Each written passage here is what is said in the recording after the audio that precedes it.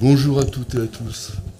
Alors, on va commencer dans les toutes prochaines minutes, mais auparavant, nous allons avoir le mot d'accueil de monsieur le directeur général de l'école et professeur. Où est-ce qu'il est passé? Ah, il est là, bon, d'accord, ok.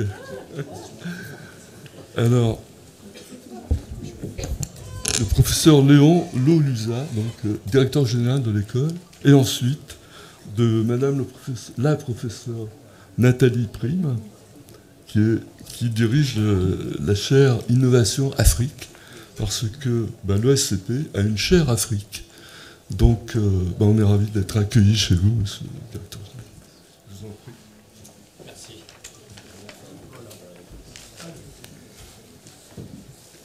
Merci, monsieur Mignot. Monsieur l'ambassadeur, cher Émile Ngoa Kassongo, madame l'ambassadeur, cher Malé Elou Kouadé, monsieur l'ambassadeur, cher Abni Nassou Foski, monsieur l'ambassadeur Pierre-Jean Gire, ambassadeur de la Fondation pontificale, Pierre-Jean Gire, comme je disais, chers panélistes, chers collègues, chers amis, mesdames, messieurs, chers étudiants, chers tous. Bienvenue à l'ESCP, la plus ancienne école de commerce au monde, créée en 1819 par un groupe d'entrepreneurs. Nous sommes extrêmement heureux de vous accueillir ce soir pour cette conférence sur les innovations frugales en Afrique, en partenariat avec les conférences des ambassadeurs à Paris et Africa Press Paris. Permettez-moi d'abord d'exprimer tous mes remerciements, ma gratitude à nos partenaires Action, Ati Jariwafa Bank, à monsieur Alfred Mignot, président du club Afrique de la presse parisienne et créateur des conférences des ambassadeurs africains de Paris, qui animera cet échange. Aussi au professeur Nathalie Prime et aussi au professeur Caroline Versa, co-directrice scientifique de notre belle chaire, ainsi que madame Pascale Pernet, la directrice du développement des chaires, et toute son équipe, Fatima, Johan, Sophie notamment. Et bien sûr, à nos intervenants de haut niveau, évidemment, mesdames, messieurs les ambassadeurs, Itipsam Daïf, Dr Salah Barbari, professeur Ahmed Moulou, monsieur François Labarthe, monsieur Amaury de Féligong. Vous savez, l'innovation à l'ESCP est au cœur de l'ESCP et elle fait partie de notre ADN. Comme je disais, notre école elle a été créée en 1819 et notre école innove plus de 2 siècles. Dès 1992, au sommet de Rio, nous avons entrepris de créer le premier cours sur les enjeux environnementaux en 1992. Innover, ma définition, c'est faire mieux avec moins. C'est cela la frugalité, transformer les contraintes en opportunités, s'inspirer de la nature pour imaginer des modèles régénératifs et durables. Donc c'est faire mieux que la sobriété, c'est-à-dire faire assez avec moins. La sobriété, c'est faire assez avec moins. Moi, je préfère la frugalité. Et c'est ce modèle, cette posture d'audace et de responsabilité, de penser différemment, agir autrement, tout en respectant les limites du possible et les limites planétaires. Comme on dit en anglais, think out of the box, mais je dirais, plus que cela, act out of the code. C'est-à-dire, il faut aller au-delà de penser hors des cadres, mais agir hors des normes, évidemment, dans nos contraintes. Voilà tout le sens de la mission de l'ESCP qu'on s'est fixée. Former des leaders responsables, engagés, audacieux, imaginatif, capable de transformer et d'influencer les entreprises et notre société. Et l'Afrique, aujourd'hui, elle est au cœur même de cette mission. Notre nouveau plan stratégique montre un basculement du nord global vers le sud global. Notre ambition est claire, accroître notre rayonnement mondial de l'ESCP, la diversité des étudiants, nous avons 11 000 étudiants, dont 2 tiers des étudiants internationaux qui viennent de 139 autres pays. Avec un réseau mondial de 90 000 alumni présents dans 193 pays, nous avons évidemment des ancrages sur le continent africain à travers, grâce à nos alumni, à nos partenaires académiques prestigieux. Mais ce n'est pas suffisant. Nous voulons aller plus loin avec vous. Être aux côtés de l'Afrique, du continent africain, pour former ensemble, inspirer, co-créer avec vous les leaders de demain. L'Afrique n'est pas seulement une terre d'opportunités, elle est un acteur majeur des transformations économiques, technologiques, sociétales. C'est une véritable laboratoire d'innovation où se développent des solutions durables, inclusives, adaptées aux réalités locales. L'Afrique nous inspire, elle nous enseigne comment repenser nos modèles, bâtir des économies plus résilientes et surtout comment faire ensemble et grandir ensemble, s'élever ensemble. Car c'est là la réciprocité et la confiance mutuelle qui feront éclore tout le potentiel de ce continent d'avenir. Permettez-moi aussi en conclusion de vous dire par rapport à notre nouveau nom plan stratégique Bold et United, qui résume parfaitement cet esprit de cette conférence. Bold, ça veut dire audacité, c'est un néologisme, c'est une contraction de l'audace et ténacité pour innover autrement, avec respect pour les limites planétaires.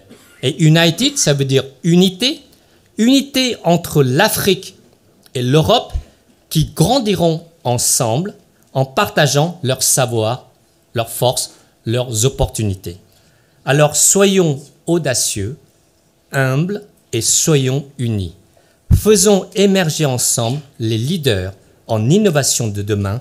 Bâtissons ensemble des ponts durables entre l'Afrique, l'Europe et le reste du monde. Merci à toutes et à tous pour votre présence, si nombreux. Excellente soirée à tous. Et maintenant, je laisse la parole au professeur Nathalie Prime. Merci beaucoup.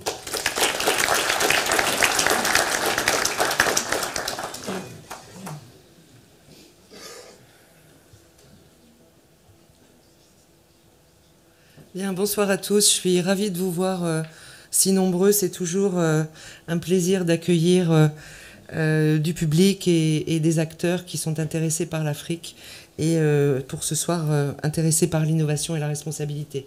Alors je vais faire une toute petite introduction, vous présenter notre chaire quand même.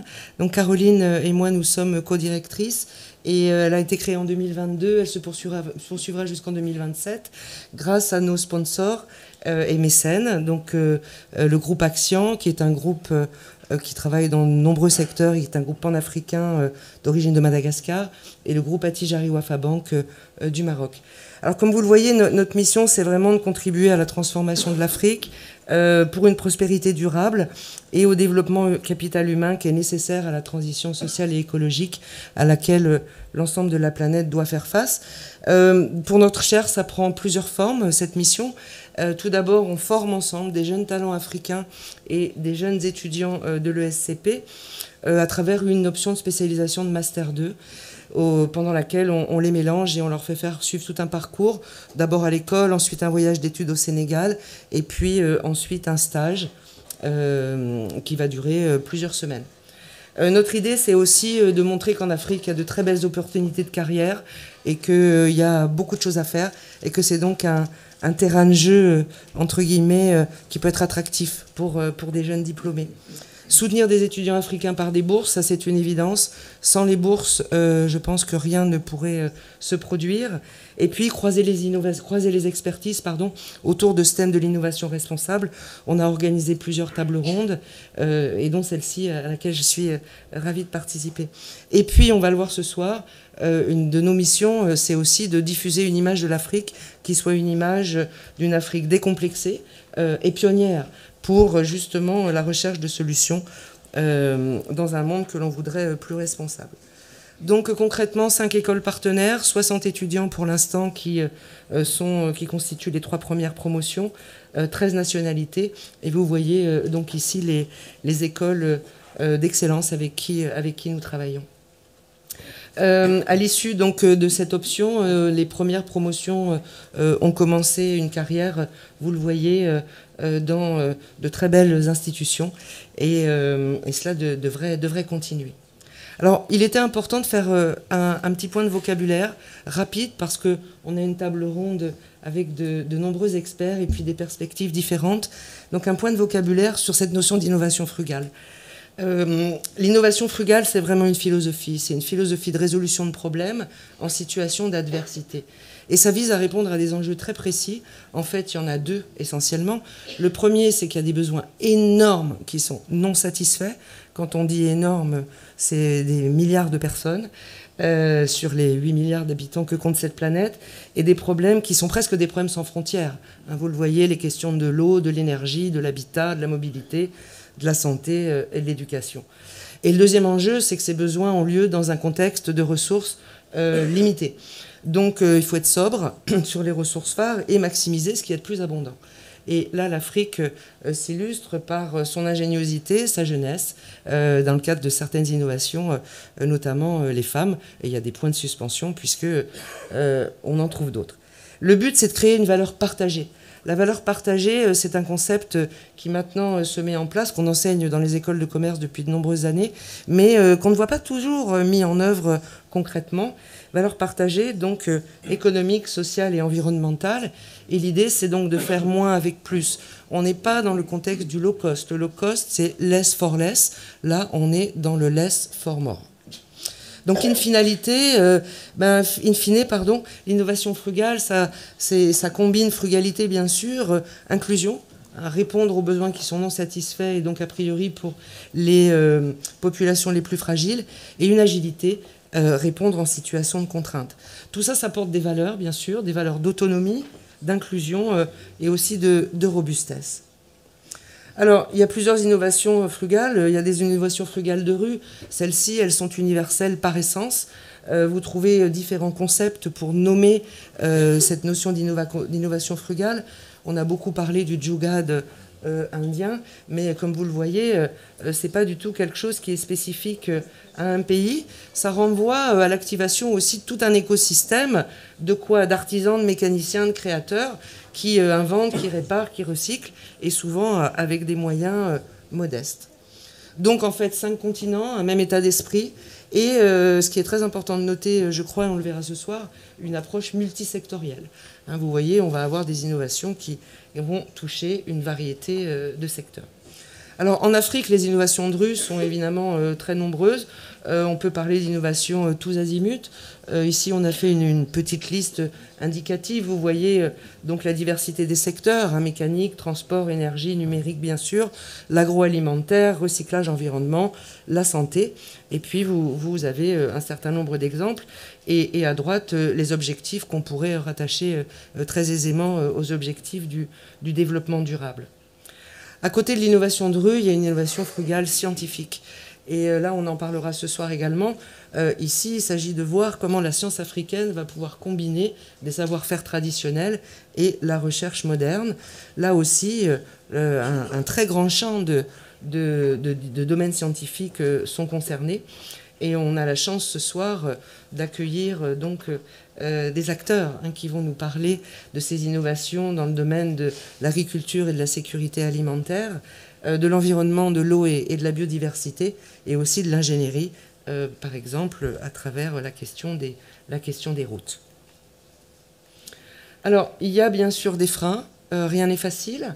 Bon, l'accès limité au financement, c'est classique. L'accès limité à la propriété intellectuelle. Les participants ce soir ont pris soin de déposer leur marque pour avoir une reconnaissance de la propriété intellectuelle. Et les systèmes nationaux d'innovation restent encore un peu trop limités. Le manque d'infrastructures qui soient accessibles, que ce soit des infrastructures, je veux dire, tangibles ou des infrastructures numériques. Les difficultés d'industrialisation, toute la question du passage à l'échelle. Les expériences sont très nombreuses, mais quid du passage à l'échelle? Une structure en archipel et un relatif manque de réseautage, en particulier sur le plan Afrique et extra-Afrique. Une pénurie de compétences techniques qui va nous amener à une question de formation.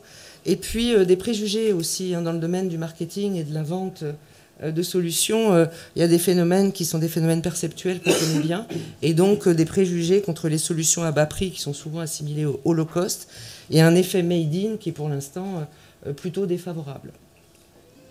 Enfin, d'autres sont aussi en avance. Il y a des produits frugaux indiens qui peuvent faire concurrence à ceux qui nous viennent d'Afrique. Alors il y a des leviers bien sûr, et ces leviers, je crois que le premier d'entre eux, c'est les nouveaux récits.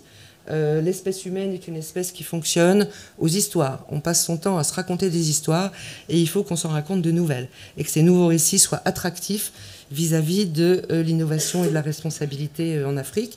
Donc on voit à travers ces expériences probablement une définition plus holistique du progrès, pas seulement un progrès purement économique de valorisation du profit à court terme, mais un progrès qui reflète une prospérité partagée. Et puis l'idée de développer un Made in Africa for the World. Donc on aura ce soir parmi nos témoins justement des illustrations de ces nouveaux récits. Bon, le déblocage de financement à impact, bien sûr, des politiques publiques qui soient plutôt plus favorables et aussi favoriser l'achat local, des partenariats. Ces partenariats doivent être généralisés, des partenariats de co-création, sud-sud, nord-sud, hors frontières. La clé du numérique, l'Afrique, bien sûr, profite d'une certaine façon d'une capacité de faire du leapfrogging. Des cultures entrepreneuriales qui sont des cultures anciennes et qui permettent ici de trouver des champs d'expression nouveaux. La formation en open source avec une diffusion des savoir-faire. Et puis un leadership responsable. Nos invités vont nous montrer qu'effectivement, comme toujours, dans l'entrepreneuriat et l'innovation, il y a une vision et un leadership derrière. Alors maintenant, qu'est-ce que les innovations développées en Afrique sous l'angle de la frugalité peuvent apprendre au Nord ? C'est un vrai champ d'exploration. Le premier, c'est faire plus avec moins, ça c'est clair. Qu'on soit africain ou pas, on est en pénurie de ressources, et ça ne fait que commencer, même si on ne s'en rend pas toujours compte. Répondre à des vrais besoins, et pas seulement à des désirs de marché. Donc là, on est dans une réflexion sur les besoins et sur les besoins fondamentaux, qui est une réflexion qu'on a un petit peu oubliée. Concevoir localement et en économie circulaire. Trop de design tue le design, on le sait bien, en marketing en particulier, on étudie les comportements des consommateurs. Les produits modernes, il y a trop de fonctionnalités dont la plupart ne servent à rien. Donc revenir à des solutions qui soient performantes, bien sûr. Il faut de l'efficience et de l'efficacité, il faut répondre aux besoins, mais aussi des solutions qui soient ouvertes. La robustesse, alors la robustesse, c'est un champ de réflexion un peu nouveau, je dirais, dans nos écoles de management, mais c'est en train de se développer, versus la surperformance. Il faut de la performance, bien sûr, mais il faut de la robustesse. Et probablement que de la robustesse, c'est-à-dire cette capacité à maintenir un système stable alors qu'on vit dans un monde de fluctuations, probablement que cette robustesse, de facto, entraîne une forme de sobriété. Et puis l'urgence de l'agence, j'allais dire, c'est-à-dire de lutter contre ce sentiment d'impuissance face auquel on est, pour beaucoup d'entre nous, confrontés, avec une stratégie de valeur partagée qui soit mise en action. Voilà, c'est tout ce que je voulais vous dire, de façon à ce que nos participants puissent s'exprimer et qu'on parle le même langage. Merci beaucoup.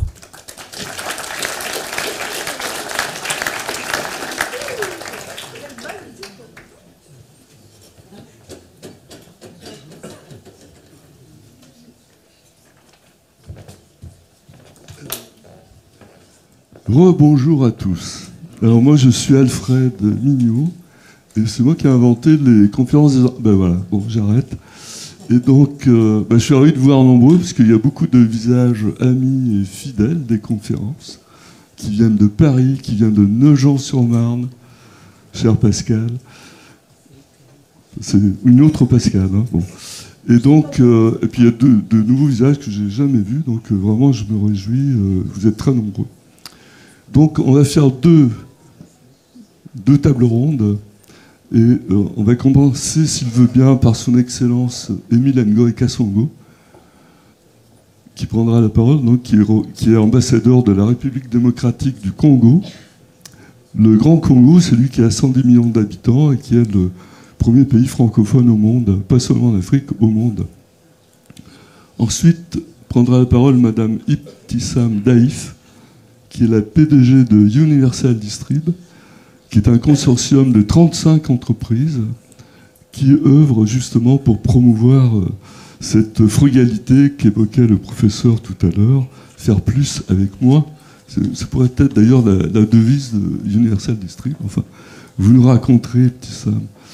Ensuite, ce sera Son Excellence, Monsieur l'Ambassadeur Avni Nazufowski.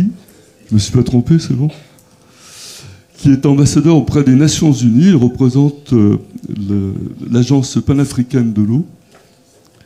Et il a des choses très intéressantes à nous dire, notamment, évidemment, la mission qui est la sienne, mais aussi comment il dirige une entreprise qui a notamment inventé une machine magique qui fait de l'eau en plein désert, si on a besoin, et de l'eau potable. Bon, voilà. Et après... c'est Amaury de Féligonde, qui lui représente Ocan, qui est directeur associé chez Ocan, et qui va nous parler lui aussi de choses très concrètes, de deux exemples d'engagement qui est celui d'Ocan auprès d'un projet d'énergie hybride en Mauritanie, c'est ça. Et puis aussi comment ils soutiennent une grande marque africaine de motos électriques. Les Africains sont en train d'inventer des choses que nous, on ne sait pas faire. Voilà. Donc, cher Émile, vous voulez venir au pupitre ? Okay. Je prends votre place, comme ça. Merci.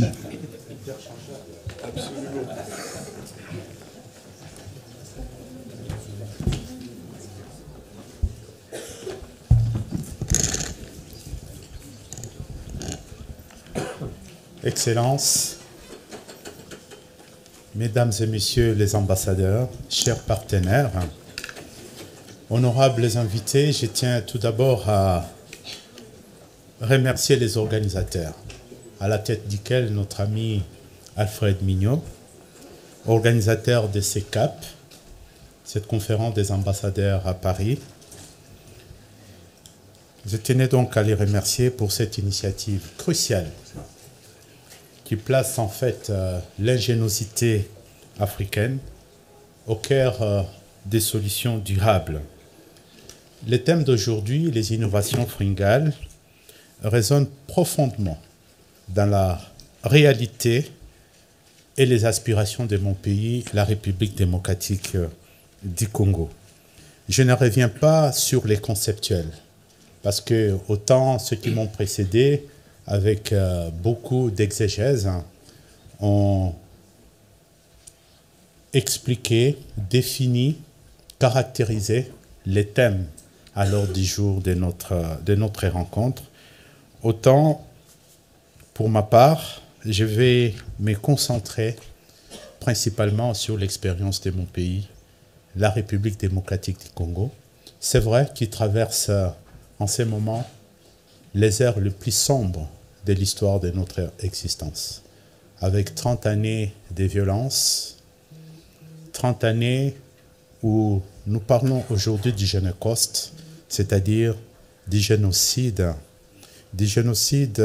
commis pour accéder à des minéraux.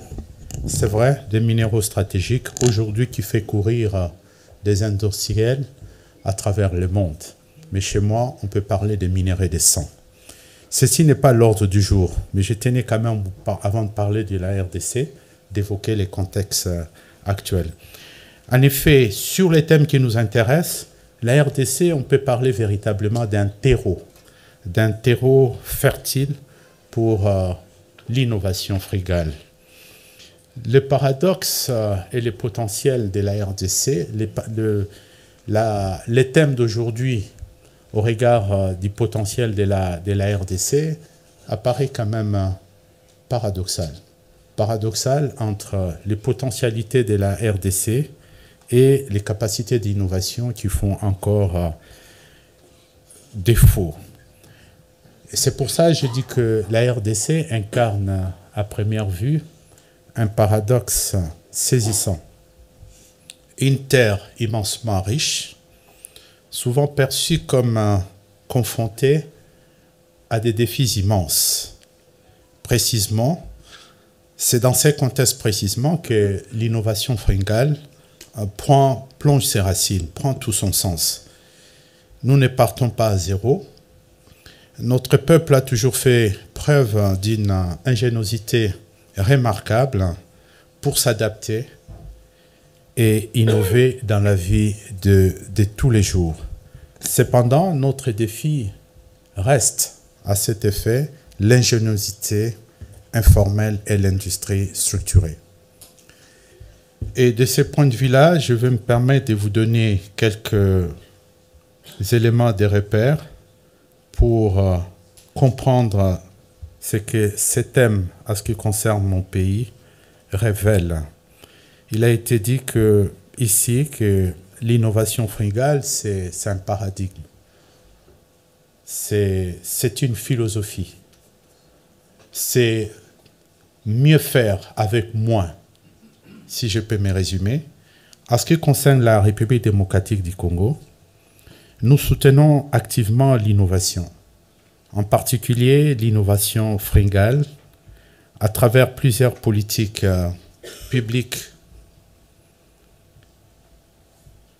des initiatives institutionnelles et appui à l'écosystème entrepreneurial local.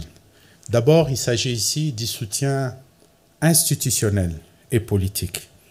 Le gouvernement de mon pays a significativement augmenté le budget dédié à la recherche scientifique et à l'innovation technologique, passant de 0,6% à 3% du budget national. C'est un effort colossal sur une période de temps défiant en effet toute la bonne volonté de faire mieux et davantage. 0,6%, 3%, le budget de la recherche scientifique, de l'innovation technologique. Ce qui traduit une volonté politique forte de faire de la République démocratique du Congo une productrice de biens finis. Je peux noter également ici que le ministère de la Recherche scientifique organise régulièrement dans notre pays des concours, ce qu'on a appelé souvent, j'ai ici un collègue professeur de l'Université de Kinshasa, où je suis moi-même professeur ordinaire, où nous avons des conclaves du génie scientifique congolais chaque année, avec des prix qui sont dédiés, où sont sélectionnés, financés et accompagnés les innovations à impact direct sur la société. Récemment, en 2024, 47 projets ont été retenus et intégrés au budget 2024. Nous donnons une priorité absolue à l'innovation frugale, notamment en encourageant surtout les solutions innovantes dites frugales, inventions à faible coût, adaptées au contexte local, accessibles et reproductives dans différents domaines, santé, énergie, mobilité, environnement, agrotransformation et j'en passe. Nous avons également une agence, l'agence de formation, de promotion, j'allais dire, des génies scientifiques congolais, IGSE en acronyme, et des incubateurs comme Silicon Village et Ishango Startup Center qui accompagnent le développement des projets frugaux centrés sur l'adaptabilité, la réduction des coûts et la résolution de problèmes locaux. Il s'agit également, pour donner quelques exemples plus récents, par exemple de véhicules électriques low-cost qui sont montés de plus en plus. Il y a une initiative dans ce sens-là en RDC qui a vu le jour. Équipements médicaux abordables, solutions solaires intelligentes, outils technologiques recyclés pour l'agriculture et notamment la gestion des déchets dans un pays, cela a été dit ici, de 110 millions d'habitants. Et dans la capitale Kinshasa, vous avez une capitale de 17 millions d'habitants. La gestion des déchets devient une question cruciale. Et donc là-dessus aussi, nous avons des innovations fringales qui permettent de rencontrer ces difficultés. Alors, nous avons également une dimension dans notre pays, c'est celle qui est liée au soutien à l'écosystème entrepreneurial.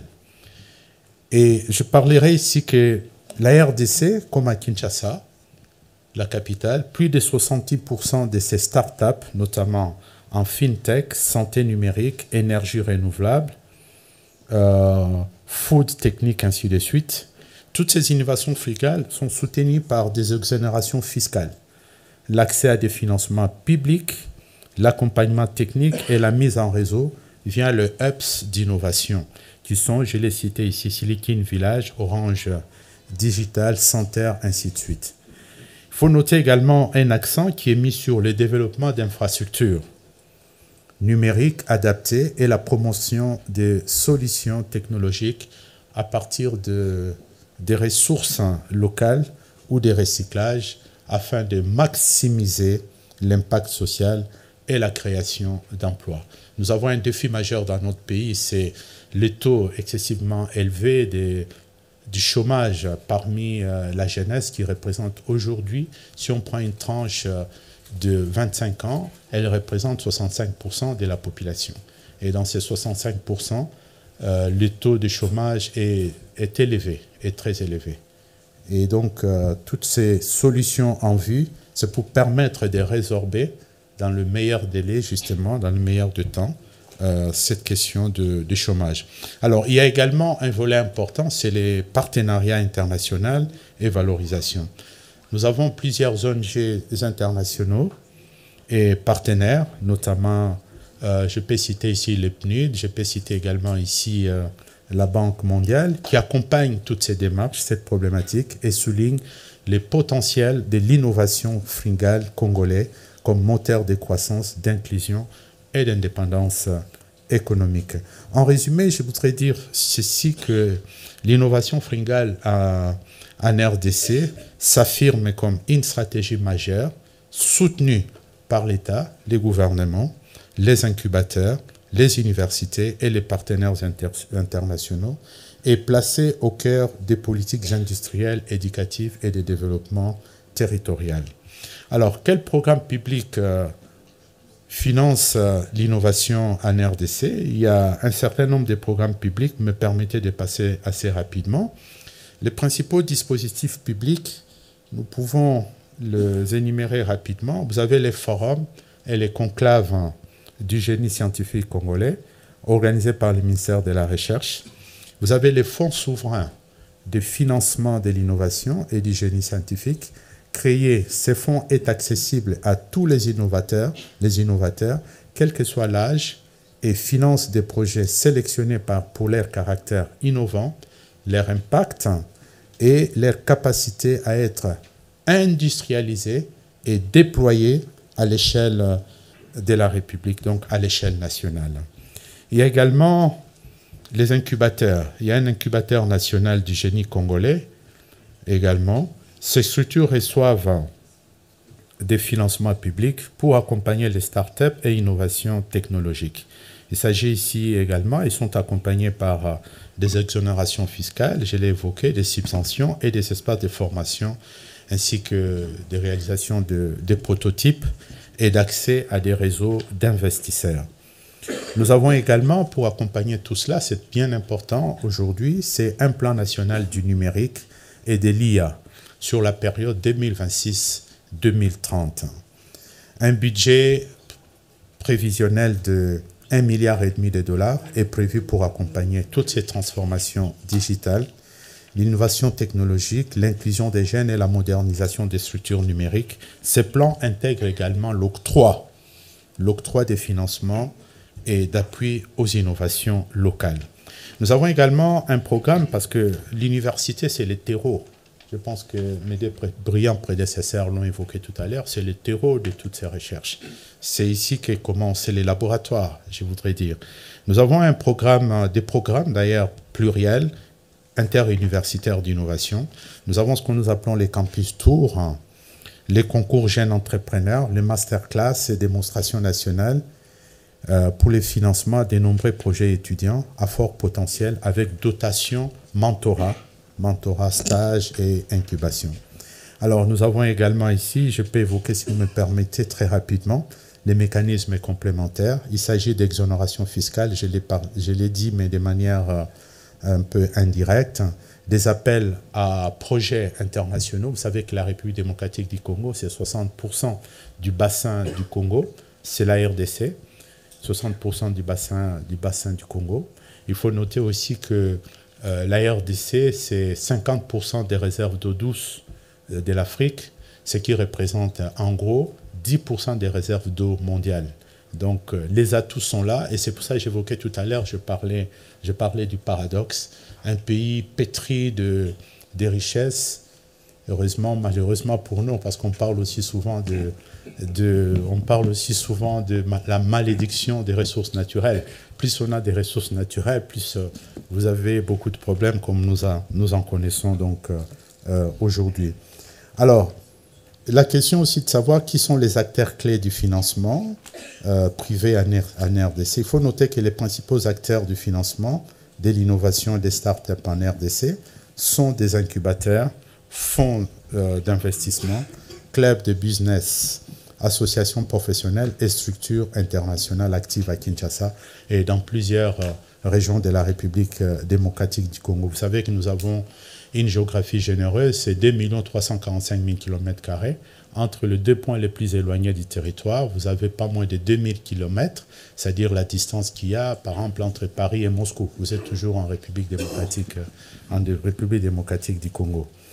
Alors, il y a les fonds d'investissement et capital risque, notamment lorsque j'ai évoqué Silicon Village, c'est le plus important hub d'innovation privée à Kinshasa, initié par un groupe qu'on appelle Texaf, qui a un fonds sur les textiles, qui réunit investisseurs privés locaux et internationaux pour soutenir des startups techniques, industriels, énergie, etc. Il agit à la fois comme incubateur et investisseur direct auprès des projets innovants.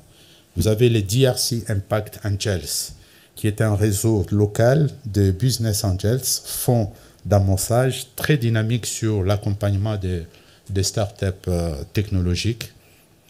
Vous avez les Congo Business, club qui rassemble les principaux investisseurs privés et sensible également à l'innovation technologique. Vous avez l'Association des investisseurs en capital RDC, qui est un collectif de fonds, des private equity, de business et bailleurs internationaux pour soutenir les projets à impact et de croissance. Enfin, vous avez des sociétés des capital investissement international, investisseurs et partenaires.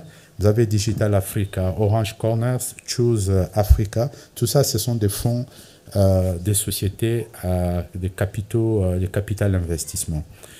Vous avez également des initiatives sectorielles et plateformes que je peux citer, ils sont nombreux. Vous avez, je vous épargne la longue liste, vous avez également des partenariats multilatéraux et dispositifs hybrides. Il s'agit des partenaires publics, privés, les PPP, facilités par l'Agence nationale pour la promotion des investissements chez nous qu'on appelle l'ANAPI, qui favorise l'entrée des nouveaux acteurs privés dans le Family Office africain, des investisseurs à impact ou diasporiques, c'est-à-dire venant de la diaspora. Il faut dire que nous avons une lame de fond. La qualité, les compétences que recouvre aujourd'hui la diaspora congolaise en France, c'est pas seulement en France, mais à travers le monde, c'est véritablement une opportunité majeure pour le développement de notre pays. Il y a également dans ces exemples d'innovation fringale en RDC, vous avez les industries, vous avez l'énergie et l'environnement, production de pavés à partir des déchets urbains, filtres biologiques de purification d'eau, vous avez l'alimentation animale à base des déchets agricoles. Sur le plan santé et technologie, vous avez des incubateurs néonatales solaires avec photothérapie. Vous avez également les trithérapies antipallidiques Made in Congo. Vous avez les appareils médicaux réconditionnés et kits modulaires. Sur le plan de numérique et éducation, vous avez des plateformes Scoop Lab, vous avez des Inky, des bornes interactives, applications de collecte d'avis clients pour commerce et services, conçues pour fonctionner dans les contextes où la connectivité est limitée. C'est le contexte général, nous avons un problème de connectivité. D'autres initiatives, d'autres innovations fringales que je peux passer en revue rapidement, je citais tout simplement, c'est des machines autonomes à crépir, à faire du crêpage, valorisation des savoirs traditionnels et techniques simples dans ce qui concerne l'agroécologie. Et donc, vous avez une liste infinie de tous ces exemples aujourd'hui qui montrent qu'il y a un foisonnement de l'innovation fringale en République démocratique du Congo. Et je voulais tout simplement prendre un peu plus de votre temps pour vous faire justement cette longue présentation. Et je m'en excuse vivement, mais si ça, j'espère que ça ne va pas perturber la suite du programme. J'ai dit et je vous remercie.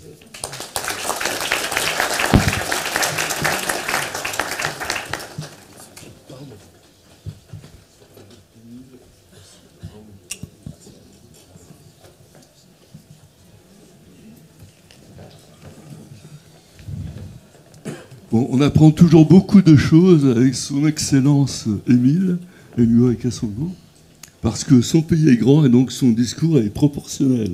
Voilà. Bon, allez. Je vais changer de numéro.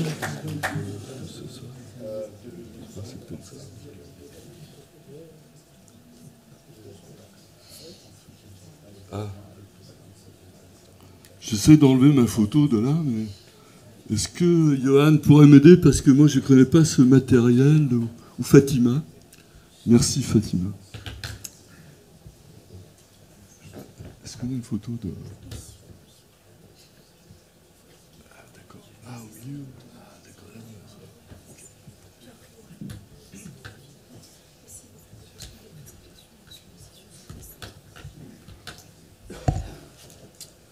Bon. Donc, Madame Ibtissam Daïf, je vous demande de l'applaudir immédiatement et je dirai pourquoi. Avant même qu'elle ait dit un seul mot, elle le mérite parce que c'est grâce à elle que nous sommes ici rassemblés, parce que c'est notre sponsor. Et croyez-moi, on n'en trouve pas partout. Bon, donc Ibtissam est le PDG de Universal Distrib, qui est un consortium d'entreprises à vocation d'impact. Elle va nous expliquer ça. Merci. Merci Alfred. Bonjour à tous. Madame l'ambassadeur, messieurs les ambassadeurs, mesdames, messieurs, chers partenaires, chers invités, c'est avec une immense joie et un profond sentiment d'honneur que je prends la parole devant vous aujourd'hui. Cette rencontre n'est pas seulement une conférence, c'est un moment de convergence, un espace d'inspiration où se rencontrent le savoir, l'innovation et l'humain. Organisée en partenariat avec l'ESSEP, cette conférence illustre à merveille l'union entre l'excellence académique et l'ouverture internationale. Notre présence commune exprime une volonté partagée, celle de faire de l'innovation technologique un levier de développement durable, de progrès équitable et de coopération entre les nations. Universal Distrib, c'est bien plus qu'un groupement d'opérateurs économiques solidaires. C'est une communauté de valeurs, un réseau de femmes et d'hommes passionnés, unis pour une même conviction, par une même conviction. La technologie, selon notre point de vue, n'a de sens que si elle sert l'humain et la planète. Notre mission est simple, mais ambitieuse. concevoir et diffuser des solutions à fort impact social et environnemental.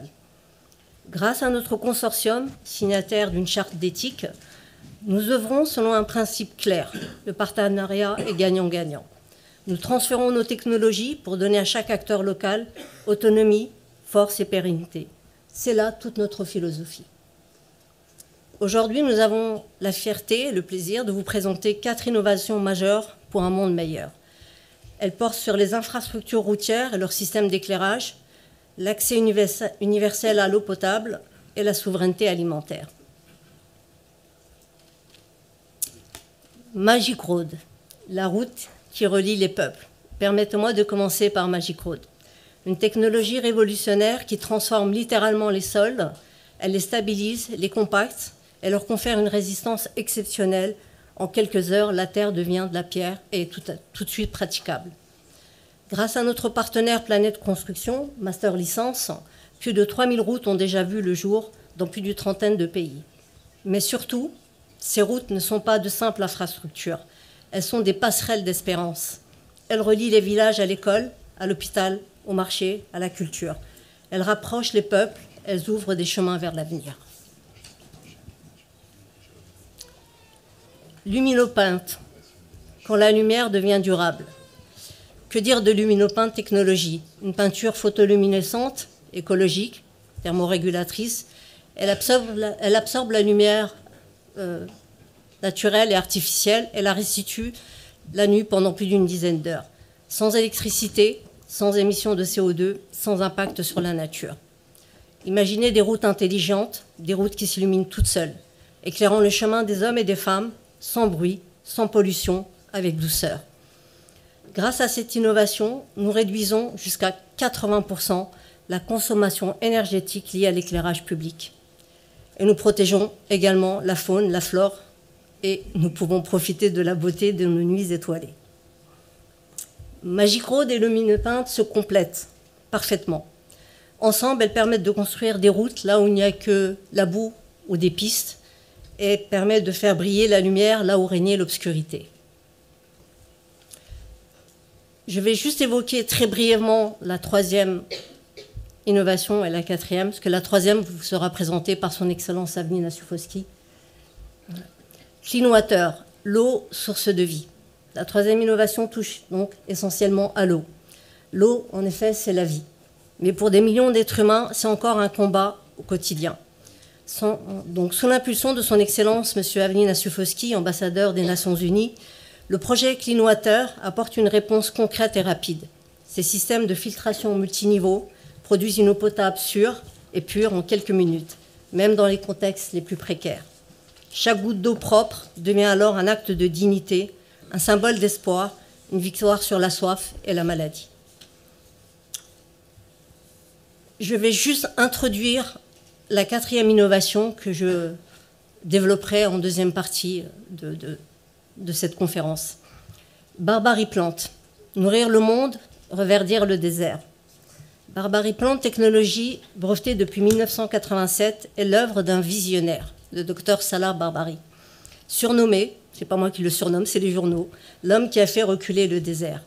Car celui qui plante un espoir dans le désert fait pousser la paix dans le cœur des hommes. Cette innovation répond au défi de la désertification et de la souveraineté alimentaire. Retenu à l'étranger, le docteur Salah Barbari ne peut être malheureusement parmi nous aujourd'hui. Il m'a confié son discours que je lirai à votre attention en deuxième partie. Je vous remercie.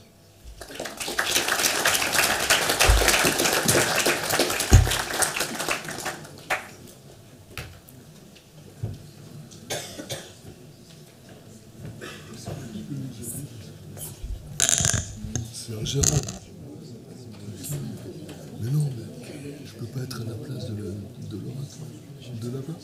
Mais je vois pas ce que je fais.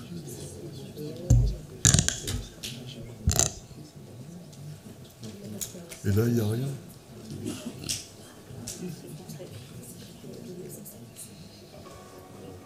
Non, là, c'est pas les peine. Et là, après, on n'a plus là, c'est ça? Si on veut le montrer.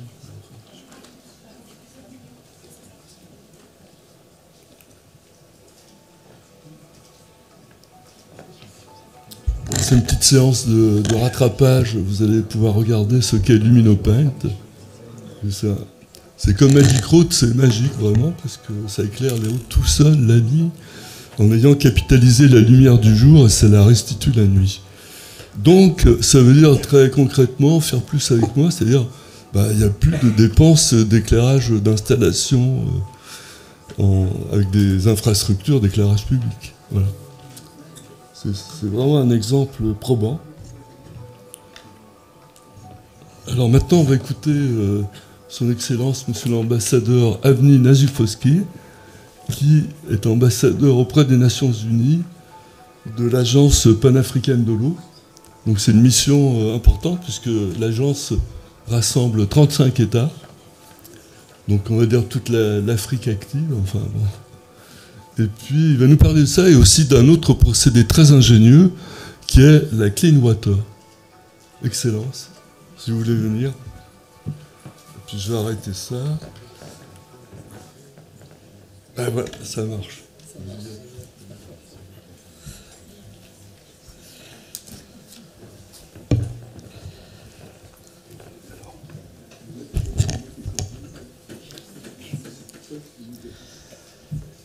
Les Excellences, Mesdames et Messieurs, chers organisateurs, je vous remercie pour votre invitation qui est aujourd'hui nécessaire pour l'Afrique. Au nom de la mission permanente auprès des Nations Unies qui représente 35 pays africains, que la population s'élève de 1,1 milliard de personnes. Aujourd'hui, je vous annonce que nous avons la technologie nécessaire pour amener vraiment l'eau potable en Afrique. Sans la volonté de tous que nous sommes ici et les gouvernements du monde entier, pas qu'en Afrique, nous n'allons pas arriver. Aujourd'hui, je vous annonce les tristes nouvelles que chaque jour qui passe, 4000 personnes meurent à cause de l'eau qui est tout simplement pas potable. Donc 1000 enfants, c'est quelque chose qui est extrêmement terrible et nous ne pouvons pas accepter de vivre dans une partie de population dans le confort et une autre partie dans la misère et sans l'eau potable. 111 millions de personnes en Afrique, ils n'ont pas l'accès à l'eau potable, tout simplement. Ce qui représente 30% de la population de toute l'Afrique. 350 millions de personnes, ils n'ont pas l'accès tout simplement à aucune eau potable. Ça veut dire la maladie, ça veut dire l'expérience de vie qui se raccourcit. Et ça, nous avons porté ce projet au niveau des Nations Unies. C'est quelque chose pour moi et pour ma mission, c'est très très important et pour mes collègues. De se dire que 4000 personnes, 4000 âmes partent tous les jours, c'est dramatique, tout simplement. On peut appeler même de certains mots humainement inacceptables. Alors, de ce fait, je vais vous montrer quelques photos que j'ai prises. Les gens en Afrique qui doivent boire ce genre de l'eau, ce genre de l'impureté, qui est inacceptable. Alors, moi, comme directeur général de Planète Construction, j'ai ordonné depuis 4 ans à plusieurs ingénieurs mondialement reconnus de faire une conception d'une machine. Pourquoi? Parce qu'en Afrique, parfois nous n'avons pas l'électricité, parfois nous n'avons pas les main-d'œuvre nécessaires. On a fait une machine qui est conçue plug and play. Ça veut dire que vous approchez le puits le plus proche, ou le lac, ou la rivière, l'eau, elle vient immédiatement potable, comme les bouteilles que nous avons sous la table. Donc, je sollicite toutes les bonnes personnes, toutes les bonnes personnes qui veulent nous accompagner au niveau personnel, au niveau des entreprises, au niveau institutionnel. J'appelle tous les gouvernements de l'Afrique de venir nous voir parce qu'au niveau des Nations Unies, nous avons des fonds nécessaires. Avec mes collègues, nous pouvons prendre ces fonds nécessaires pour implanter en Afrique l'eau potable qui est quelque chose de primordial. Alors, je vais vous expliquer en bref. 411 millions qui n'ont pas, voire 500 millions de personnes qui n'ont pas de l'eau potable. C'est à peu près, avec les nouvelles technologies, 300 millions. 300 millions. Avec 300 millions, on peut implanter les machines et puis on peut donner l'eau potable pour les 411 millions, voire 500 millions de personnes. Ça veut dire que quelque chose d'incroyable. Et dans les délais qui peuvent être extrêmement courts, ça veut dire on parle en quelques années. Sinon, on va se revoir chaque année et on va parler chaque année du même discours et on va avoir à la traîne des années et des personnes qui vont mourir tous les jours. Et ça ne sera pas la faute des autres parce que nous avons une responsabilité aussi personnelle. N'importe quelle religion d'ailleurs dit aider son prochain comme vous-même.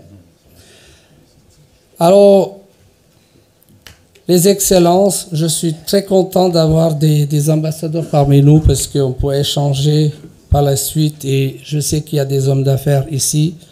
Je préfère pas trop parler techniquement parce que quand on parle de plug and play, ça veut dire que vous avez de l'électricité dans la machine jusqu'à nanofiltration. Ça veut dire la pureté de l'eau à 100% à la sortie.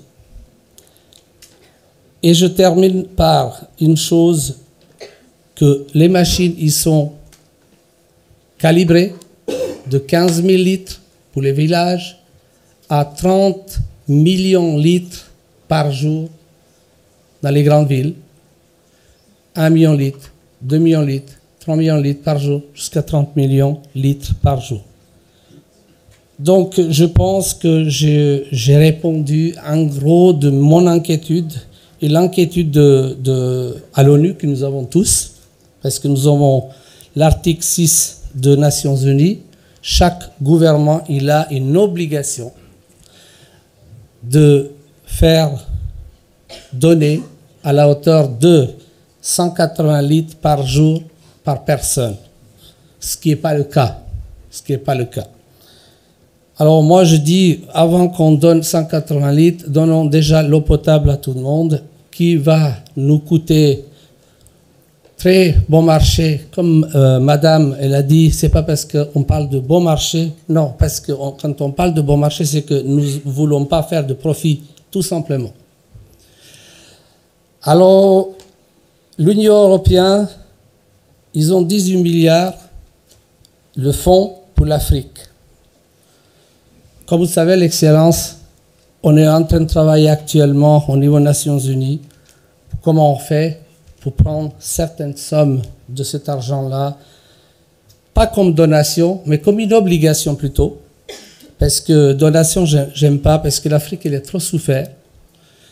Et je dis une chose à chaque entrepreneur ici, pensez à demain. L'Afrique, c'est le futur. L'Afrique, c'est le futur et l'économie africaine elle va révolutionner le monde. Comme à l'époque, on parlait de la Chine, on ne le prenait pas au sérieux. Aujourd'hui, la Chine, c'est le numéro 1 mondial. Et je les félicite. Donc, l'Afrique, demain, ce sera, dans les décennies qui viennent, ce sera la puissance économique et que beaucoup de gens qui vont aller en Afrique investir. malgré eux. Donc soyez-vous partisans et partez en Afrique, investissez, aidez-nous. On peut vous aider aussi à ouvrir les portes pour les gouvernements. Et tout ce que je peux dire pour le moment, je vous remercie. Je parle émotionnellement parce que les discours lycée, je les aime pas beaucoup. Je suis un homme d'affaires et politique, mais j'ai trop fait à l'ONU les discours lycée. Je parle émotionnellement. Je vous remercie et j'espère qu'on va continuer ensemble.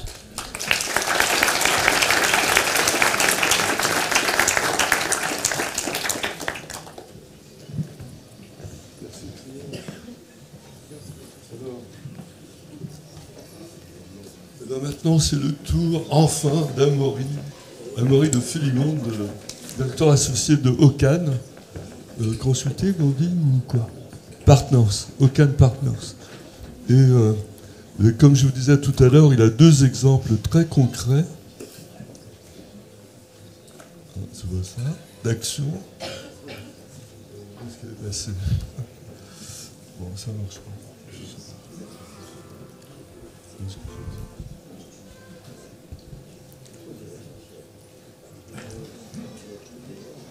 C'est dommage que quelqu'un de l'ACP puisse nous aider parce que nous, on ne connaît pas la machine.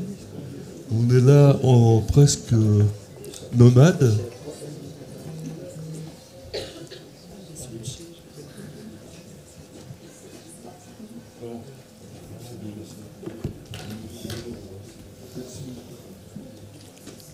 Bon, écoutez, moi je suis très heureux d'avoir été invité. Je ne suis pas un diplomate, je suis un humble chef d'entreprise.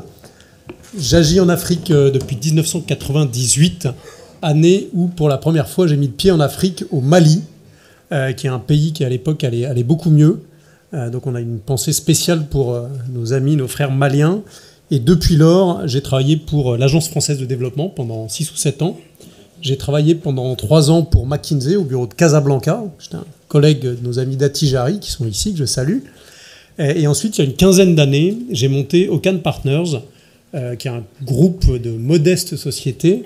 L'une qui fait du conseil en stratégie en finance dédié à l'Afrique, donc on ne fait que de l'Afrique, je vais y revenir. Et l'autre qui est une poche d'investissement à travers laquelle nous investissons avec mon associé dans, à date, 8 ou 9 entreprises au Cameroun, au Mali,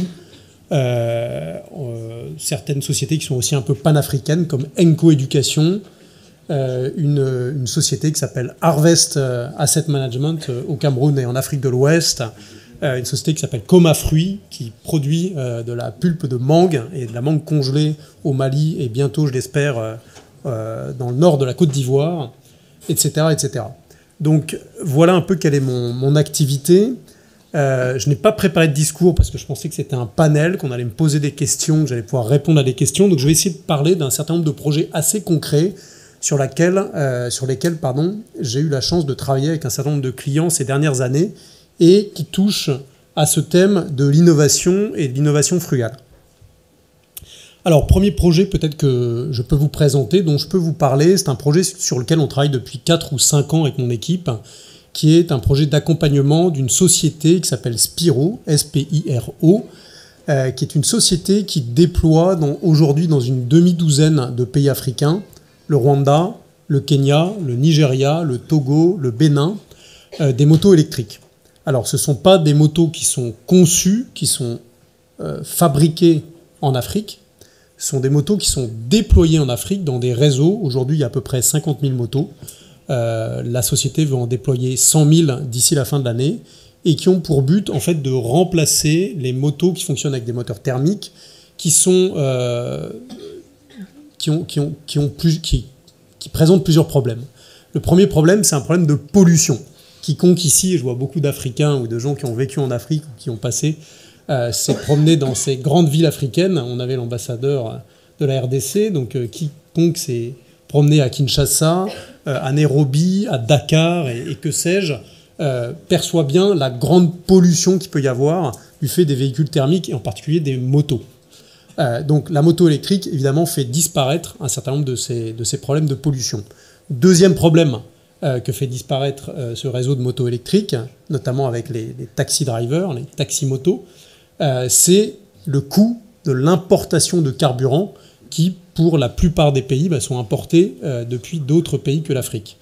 Aujourd'hui, même au Nigeria, jusqu'à ce que la grande raffinerie de M. Dangote se mette en place, le Nigeria importe les produits raffinés, et donc les motos, les voitures, etc., roulent avec des produits qui sont importés, et donc qui grèvent les balances commerciales des différents États africains. Donc ces motos électriques permettent de passer à d'autres types de carburants, qui sont du carburant solaire, du carburant éolien, etc., avec les économies que ça génère pour les pays africains. Donc on ne parle pas de quelques motos, encore une fois, on parle aujourd'hui de 50 000 motos dans une douzaine de pays africains. Demain, on parlera de 100 000 motos, et je pense que d'ici une dizaine ou une quinzaine d'années, on parlera de millions de motos. Donc ça a évidemment un impact extrêmement fort, encore une fois, en termes de pollution, en termes de balance du commerce de ces différents pays africains. Juste pour fixer quelques chiffres peut-être dans la tête des honorables personnes qui sont ici ce soir, rien qu'au Kenya, il y a plus de 3 millions de mototaxis. Donc imaginez si demain, le gouvernement faisait comme en Chine, où on interdit tout simplement la présence de moteurs thermiques dans les grandes villes, ça fait près de 3 millions de motos qui, du jour au lendemain, peut-être en 1 ou 2 ou 3 ans, vont passer du moteur thermique au moteur électrique. Donc voilà, il y a une vraie innovation ici, qu'on voit finalement assez peu en France ou en Europe aujourd'hui, qu'on voit beaucoup en Asie, qu'on voit à Taïwan, qu'on voit dans les pays de Chine continentale, et qui est réellement en train d'arriver en Afrique, puisque non seulement en termes de pollution, c'est beaucoup mieux, en termes de balance des paiements, c'est beaucoup mieux, mais aussi en termes d'économie pour les mototaxis, ils réalisent une économie en passant du thermique à l'électrique. Et dernière chose peut-être sur cet exemple, et après on pourrait y avoir des questions peut-être avec la salle, dernière chose, il commence à y avoir une intégration industrielle, notamment au Kenya, au Rwanda, etc., où on assemble ces motos et où demain on ira de plus en plus loin dans la fabrication made in Africa de ces véhicules. Donc voilà, premier exemple sur lequel nous on a travaillé depuis maintenant 3 ou 4 ans. On a travaillé notamment il y a 2 ans sur une levée de fonds d'à peu près 60 millions de dollars auprès d'un certain nombre de banques locales africaines. Et on est en train de travailler sur une deuxième levée de fonds d'à peu près 100 millions de dollars en fonds propres auprès d'un fonds d'investissement du Golfe qui va investir dans cette société. Donc voilà le travail que nous on fait, faire en sorte de structurer ces opérations pour que ces sociétés puissent avoir accès à ces fonds. Peut-être deuxième projet que je voudrais présenter ce soir, qui est un projet assez intéressant, qui est en Mauritanie, sur lequel je travaille maintenant depuis presque 1 an, et qui a pour but de mettre en place le premier projet en concession. Donc c'est un privé qui va venir vendre de l'énergie en Mauritanie, ce qu'on appelle un IPP, un producteur d'électricité indépendant. Donc ce premier projet, c'est un projet solaire, éolien, batterie, donc ce qu'on appelle un projet hybride, qui va faire à peu près 300 millions de dollars.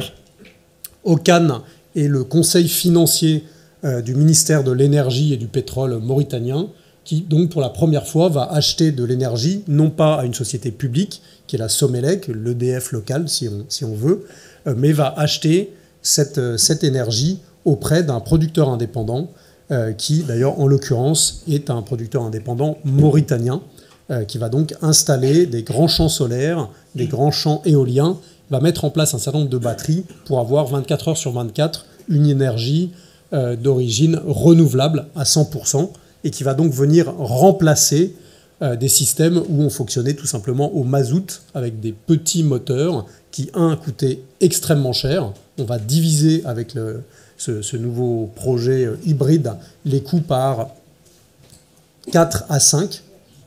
Donc il va y avoir un vrai impact sur le budget de l'État. Deuxième chose, on aura beaucoup moins de pollution parce qu'on va remplacer des petits moteurs thermiques par de l'éolien, du solaire, de la batterie. Et donc on aura de l'électricité 24 heures sur 24. Peut-être dernier projet, je ne sais pas trop combien j'ai de temps, donc je ne veux pas vous assommer avec ces exemples de projets, mais qui sont assez terre à terre, assez concrets.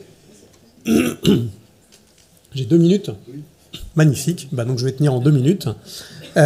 Dernier projet sur lequel on a travaillé il y a quelques années, sur lequel on est en train de retravailler, c'est une société qui s'appelle InTouch, qui est une société sénégalaise, qui a été fondée par des ingénieurs sénégalais. Donc c'est vraiment une innovation, là, pour le coup, qui est purement africaine et qui est une fintech. Donc c'est une fintech qui permet d'opérer des paiements et d'interconnecter un certain nombre de systèmes de paiement. Donc ils sont nés au Sénégal, financés par un entrepreneur sénégalais, qui est un multi-entrepreneur. Ils ont ensuite levé des fonds avec notre aide auprès d'un certain nombre d'entreprises internationales, notamment CFAO, qui était français, qui maintenant est japonais, auprès de Total, qui est basé en France, mais qui a de nombreux actionnaires du monde entier, et de Worldline, qui est une autre société française. Et aujourd'hui, cette société s'est déployée dans une quinzaine de pays et permet de faire des paiements de façon instantanée dans la quinzaine de pays dans lesquels cette société a des licences. Et là, ce qui est particulièrement remarquable avec cette société, c'est que c'est une société vraiment indigène, vraiment africaine, et que ces innovations qui ont été mises en place dans cette fintech qui s'appelle InTouch, qui a levé des dizaines de millions d'euros, est vraiment une innovation made in Africa. Voilà, je vais peut-être m'arrêter là pour laisser place à mes collègues, et honorés collègues. Merci beaucoup. Oui. Merci, cher Amaury, pour cet exposé très Sciences Po, cette fameuse école que l'on adore désormais détester. N'est-ce pas, Denis? Voilà, tu peux rester là.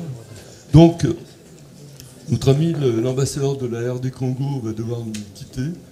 Et on va prendre une question pour lui. Le premier qui lève le doigt a gagné. Personne? Ah non, vous n'allez pas me faire ça. Elle est Denis Deschamps, secrétaire général de Migration et Climat.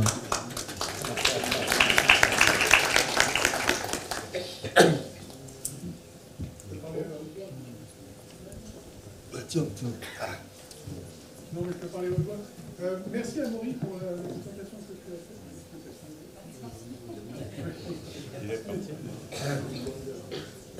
Merci à Amaury pour la présentation et puis pour les autres présentations qui ont été faites. Toutes ces innovations sont absolument impressionnantes et nous sommes, à Migration et Climat, tenants de l'adaptation climatique, donc toutes les innovations frugales vont dans ce sens.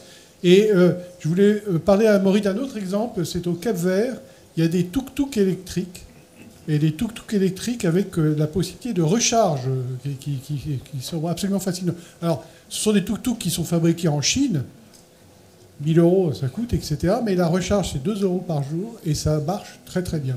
Et je serais très intéressé à ce que cette expérience capverdienne puisse se diffuser sur l'ensemble du continent. Et pourquoi pas, monsieur l'ambassadeur, en RDC, à Kinshasa.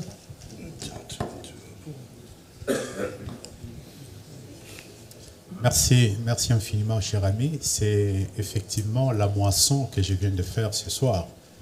En effet, nombre d'exposés qui ont été faits ici avec des exemples des innovations. J'ai pris bonne note. Vous m'avez vu sur mon portable qui, bon, j'étais en train justement de prendre des indications et même d'échanger des cartes avec mes partenaires. J'ai fait une belle moisson en arrivant ce soir et en répondant présent à ces panels. En fait, c'est intéressant parce que si je prends Kinshasa, qui est devenue une ville suffisamment polluée, hein, il y a une pollution énorme dans la ville de Kinshasa, tout simplement parce qu'une ville à l'indépendance qui comptait à peu près 600 000 habitants, aujourd'hui Kinshasa, au bas mot, c'est 17 millions d'habitants. Et nous avons des sérieux problèmes de mobilité dans la ville qui fait que la moto est devenue l'une des moyens, effectivement, qui est prisée. À l'occurrence ici, thermique. Donc il est temps que le tuk-tuk... Moi, je pensais que vous parliez lingala. Parce que chez nous, à Lingala, dans notre langue, la langue qu'on parle à Kinshasa, quand vous voulez parler en lingala, vous voulez parler de moto, on dit tuk-tuk. Donc vous voyez, il n'y a pas d'hasard. Nous attendons que le tuk-tuk vienne également chez nous. Nous allons pister pour voir en Chine où est-ce qu'on fabrique ça. Et aussi, ce n'est plus question de copier, mais de s'inspirer pour en faire localement avec l'industrie high-tech que nous avons. J'ai dit, je remercie tous les amis, je présente mes excuses. Merci, cher cher Alfred, de m'avoir autorisé justement à me retirer. Merci, merci infiniment.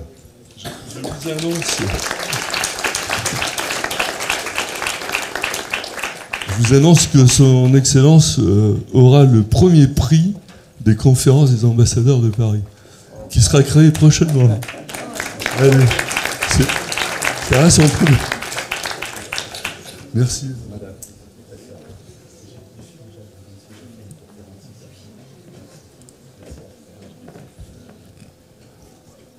On va passer à la deuxième table ronde et on va essayer de tenir en 1 heure pour ne pas être trop en retard.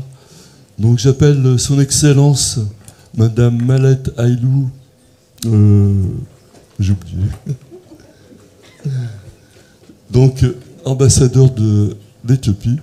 Mais vous l'avez là, son nom. Gwadé, voilà. Vous voulez parler D'accord. Aussi, Monsieur François Labarthe, bien sûr.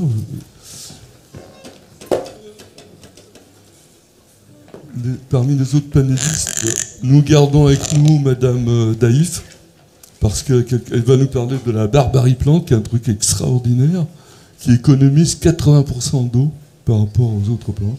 C'est incroyable. Et puis, Ahmed Moulou, professeur et directeur général de Universal Distrib au Maroc. Et le Maroc, on va voir que par son témoignage, notamment, a adopté beaucoup de produits, mais aussi il va nous démontrer, puisqu'il est prof lui aussi, il va nous démontrer pourquoi c'est rentable d'investir dans ces nouveautés que distribue Universal Distrib. Madame l'ambassadeur, à vous la parole. Merci. Bonsoir, mesdames et messieurs, ambassadeurs, chers professeurs, chers partenaires, mesdames et messieurs les invités. Je voudrais tout d'abord exprimer ma profonde gratitude à Monsieur Mignon pour son invitation et pour m'avoir associé à cette réflexion collective. Le sujet qui m'a été confié, les innovations frugales en Éthiopie, est à la fois un sujet technique, politique et profondément humain. Il illustre parfaitement la dynamique d'un continent en pleine transformation, porté par la créativité, la résilience et la volonté d'avancer malgré les contraintes. L'innovation frugale comme levier, comme l'a dit Madame la professeure, la directeure de la chaire Afrique, est un levier africain de développement. L'Éthiopie, l'une des économies à la croissance la plus rapide du continent, illustre bien cette tension entre défis et opportunités. Les ressources limitées, les infrastructures insuffisantes et la dépendance technologique ont longtemps freiné sa marche vers un développement industriel inclusif. Mais, et c'est là le cœur du message, ces contraintes ne sont pas des freins. Ces mêmes contraintes ont donné naissance à une culture d'ingéniosité et à un nouveau modèle d'innovation, l'innovation frugale ou l'art de faire plus avec moins, comme vous l'avez dit tout à l'heure. C'est la raison pour laquelle elle est au cœur de la stratégie du gouvernement éthiopien. Cette approche consiste à concevoir des solutions simples, abordables et durables, à partir des ressources locales et l'une des compréhensions fines des besoins de la population. Elle constitue aujourd'hui un levier stratégique pour l'autonomie économique, l'inclusion sociale et la durabilité environnementale pour l'Éthiopie et au sens large pour l'Afrique. Elle est accompagnée par une politique claire et une collaboration avec des partenaires concernés qui accompagnent différents projets en Éthiopie. Permettez-moi d'utiliser cette dynamique par un exemple emblématique. Le grand barrage de la Renaissance éthiopienne, ou comme on l'appelle, GERD. Ce projet monumental, érigé sur le Nil bleu, n'est pas seulement un ouvrage d'ingénierie, Il est devenu un symbole de dignité nationale et de renaissance africaine. Ce barrage a été financé par les Éthiopiens eux-mêmes, par les contributions du service public, des retenues sur les salaires, des dons de la diaspora et même des initiatives innovantes de financement comme des lotos nationaux ou des campagnes messagerie téléphonique. Avec 5000 un peu plus de mégawatts et de capacité installée, une production annuelle estimée à 15 700 gigawatts, le GERD est désormais la plus grande centrale hydroélectrique du continent africain. Il permettra de fournir de l'électricité à peu près à la moitié de la population éthiopienne, soit plus de 60 millions de personnes, mais également aux pays voisins. Mais au-delà de la puissance énergétique, ce barrage incarne un message clair adressé au monde. Un pays africain peut, par ses propres moyens, concevoir, financer et réaliser une infrastructure d'une dimension mondiale. C'est une victoire de la confiance en soi et du leadership africain. L'innovation frugale en Éthiopie ne se limite pas aux grands projets d'infrastructure. Elle s'enracine profondément dans les quotidiens, dans les ateliers, les fermes et les universités. Partout dans le pays, des petites entreprises, des chercheurs et des jeunes innovateurs imaginent des solutions locales, accessibles et durables. Quelques exemples. Les machines d'extraction de fibres d'insectes. Insectes, c'est une plante, c'est la fausse banane, un aliment de base pour à peu près plus de 20 millions de populations de personnes en Éthiopie. Des ingénieurs locaux ont conçu, avec des matériaux simples, une machine à faible coût permettant de remplacer le travail manuel intensif et d'accroître la productivité agricole. Un deuxième exemple, c'est l'enrouleur des chevaux pour le coton. Cette machine est produite à partir des pièces locales. Ça remplace les équipements importés, coûteux et inaccessibles. Cette innovation a permis à de nombreuses coopératives de tissage de moderniser leur production à moindre coût. On a également des décortiqueuses de maïs et d'arachide qui sont construites localement. Elles facilitent la transformation agricole et améliorent les revenus des petits producteurs. Enfin, un dernier exemple que je voudrais partager ici, c'est les fourneaux à énergie propre. Utilisant des combustibles locaux ou solaires permettant de réduire la déforestation, les émissions de gaz à effet de serre et les risques sanitaires liés à la fumée. Donc, ces innovations modestes transforment la vie de millions de familles. Elles ne demandent pas de grands capitaux, mais une grande lucidité. Enfin, on a l'essor numérique et la jeunesse innovante. L'Éthiopie a également amorcé une transformation numérique remarquable. Depuis la réforme de 2018 et la mise en œuvre de la stratégie Éthiopie numérique 2025, le pays s'est engagé dans une ambitieuse transition vers une économie connectée, inclusive et durable. Le gouvernement éthiopien a promulgué le Startup Proclamation, encourageant la création d'un écosystème technologique dynamique, des plateformes de services financiers mobiles et des solutions numériques locales ont vu le jour, facilitant l'accès aux services bancaires, à la santé et à l'éducation pour des millions de citoyens. Cette révolution numérique, portée par une jeunesse créative et motivée, traduit une conviction profonde. Le savoir, la technologie et l'innovation doivent être au service du développement humain. Ce que nous enseigne l'exemple éthiopien et aussi les autres qui ont été cités tout à l'heure, c'est que l'innovation n'a pas besoin de luxe, mais de sens. Elle repose sur la compréhension du contexte, la mobilisation des ressources locales et la confiance dans le potentiel des populations.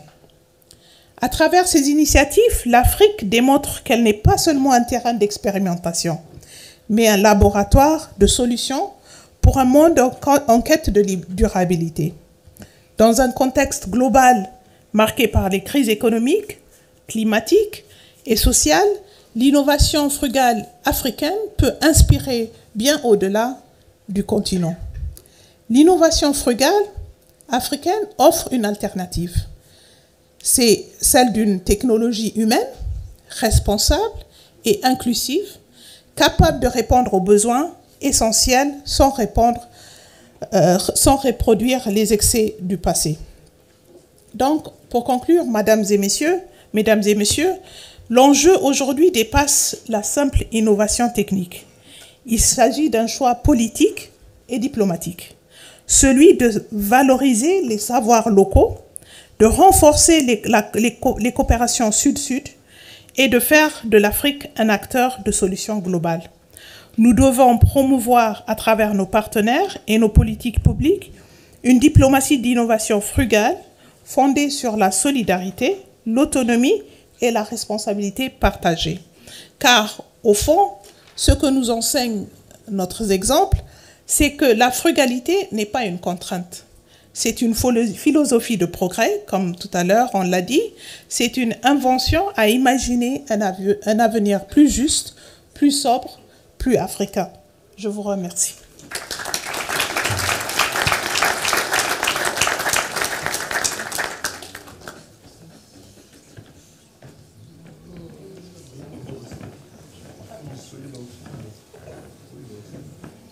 Bon, est-ce que vous avez remarqué l'excellence du français de nos deux ambassadeurs africains?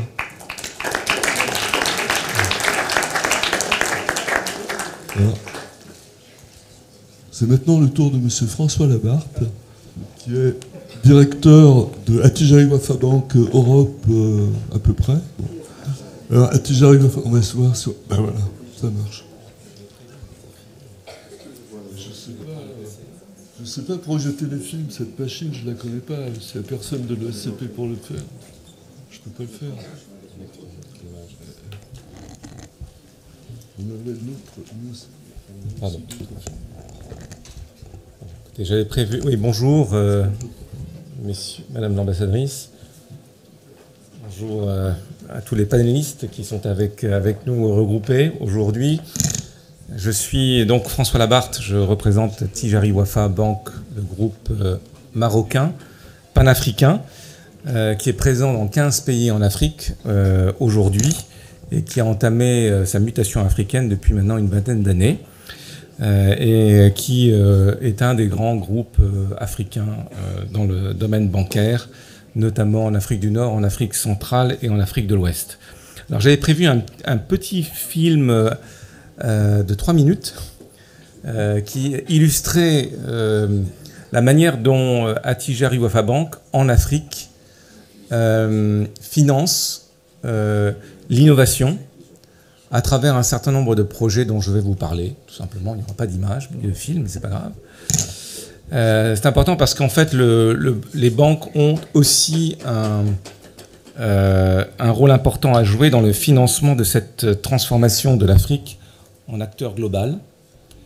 Et Attijari Wafa Bank souhaite jouer ce rôle pleinement, à la fois en soutenant les entreprises, mais en soutenant aussi les particuliers dans leurs besoins de services bancaires. Voilà. Alors, le premier défi auquel l'Afrique est confrontée, on en a déjà parlé, c'est le défi des infrastructures. Il n'y a pas d'innovation possible sur le continent africain sans infrastructures solides, que ça soit dans l'énergie. Voilà. Alors, je vais m'arrêter. On va regarder ce petit film en 3 minutes qui est assez illustratif. Et on reprend. L'Afrique, terre d'opportunités, se trouve aujourd'hui au carrefour d'enjeux de transformations économiques majeures. avec des besoins en infrastructures et en transformation industrielle évalués à plus de 100 milliards de dollars par an. Le continent offre un potentiel exceptionnel pour les investisseurs internationaux. Dans cette dynamique, le groupe Attijari Wafa Bank se positionne comme un partenaire stratégique, en accompagnant des financements de grande envergure et en mobilisant les ressources nécessaires à la réalisation de projets structurants, dont voici quelques projets emblématiques. En République du Congo, le port autonome de Pointe-Noire s'élève comme un symbole de modernité. Grâce à un investissement de 400 millions d'euros, ce hub logistique deviendra le cœur battant du commerce en Afrique centrale. Le groupe Attijari Wafa Bank, en tant qu'arrangeur principal, a accompagné le groupe Africa Global Logistique, sponsor et concessionnaire du terminal, dans la structuration et la levée d'un financement de 230 millions d'euros, devant permettre de doubler sa capacité et d'accueillir les navires de nouvelle génération. Au Sénégal, la mine de Boto brille de mille feux. Avec une production annuelle de 170 000 onces d'or, ce projet contribue à renforcer la production d'or du pays tout en adhérant aux normes environnementales les plus strictes. Attijari International Bank a accompagné le groupe Managem, exploitant de la mine, dans la levée d'un financement cross-border de 225 millions d'euros, assurant ainsi une exploitation à la fois durable et responsable. Parallèlement, le groupe apporte son soutien à Socosim, filiale du groupe Vicat, dans sa transition énergétique. Un investissement de 75 millions d'euros permettra de moderniser l'outil de production de ciment et de remplacer 70% des combustibles fossiles par des solutions alternatives et durables. Au Maroc, face au stress hydrique, la station de dessalement de Casablanca, en passe de devenir la plus grande d'Afrique, incarne l'innovation et l'audace.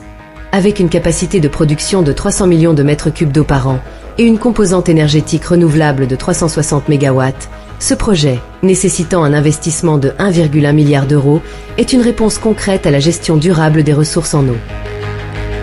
Attijari Wafa Bank est fier de faire partie des lead arrangeurs de son financement, combinant des bailleurs de fonds locaux et internationaux, aux côtés des 3 sponsors, Acciona Agua, Africa Gaz et Green of Africa. Sur l'autoroute de l'avenir, reliant Dakar à l'aéroport Blaise Diagne, chaque kilomètre parcouru est une promesse de développement.